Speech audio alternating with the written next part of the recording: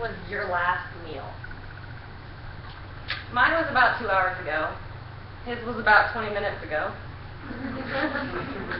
This is a question that he's very unsure answer from thousands of people living within a 1-mile radius in the low-income community of Skid Row in downtown Los Angeles. I recently watched Los Angeles. Skid Row is my home. And it's a documentary about the hardships of the people living on the streets of LA. Instantly, I felt compassion for these people. According to Union Rescue Mission, located in the heart of Skid Row, nearly 50,000 people experience homelessness on any given night. 14% of these are children, 20% are disabled, 48% graduated from high school, and 32% have a bachelor's degree or higher. Although the issues of the residents of Skid Row are facing are numerous, the two major problems are the lack of respect for the people on the streets and the lack of access to housing for these people. But what have city officials done about it?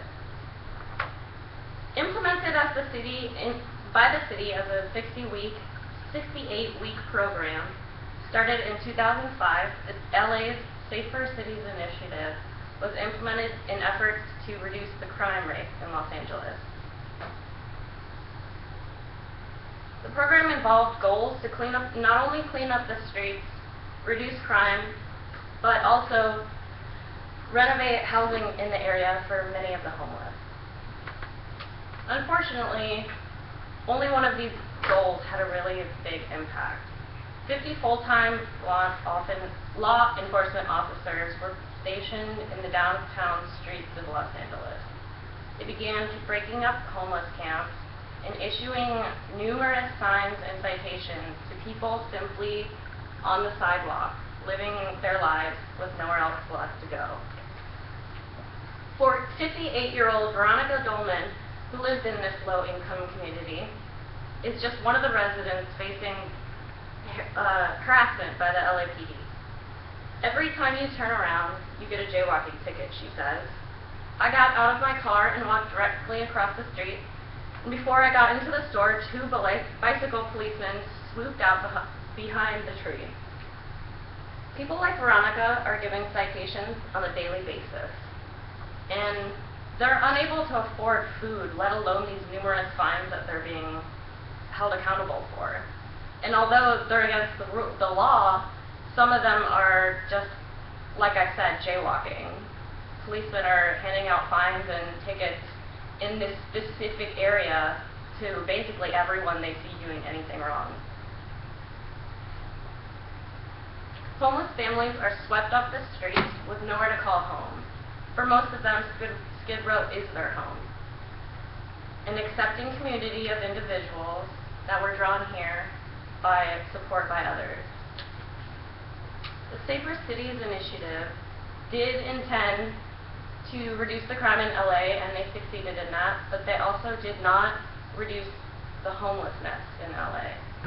Unfortunately, the city was unable to follow through with promises that it had to create low-income housing for these people.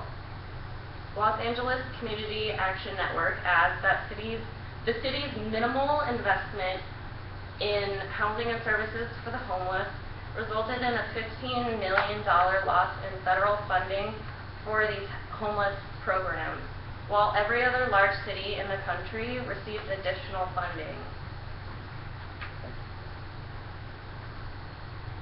If you tell someone they can't sleep on the streets, where are they going to sleep?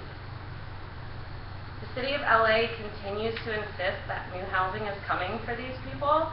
Well, we have barely to see any results since the 5 years that this act has been implemented. People gravitate to Skid Row for many reasons, whether it's a search of opportunity, acceptance by others, or just a place to rest their head. The problems they face are housing and respect, like I said, but there are much more than we can imagine and much more than any one of us would like to.